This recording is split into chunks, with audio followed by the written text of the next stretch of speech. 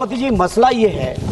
उत्तर प्रदेश के पूर्वांचल और विशेषकर बनारस के आसपास, बनारस, जौनपुर, चंदौली, गाजीपुर, आजमगढ़, भदोही का ये इलाका, जहां पर पूरा का पूरा रैकेट चल रहा है नकली कफ सिरप का। और इस नकली कफ सिरप से मध्य प्रदेश, राजस्थान, बंगाल, देश के बाहर बांग्लादेश, साउथ अफ्रीका तक नेटवर्क ने नकली कफ सिरप की सप्लाई की, और जिससे सैकड़ों बच्चे, सभापति जी, खत्म हो गए।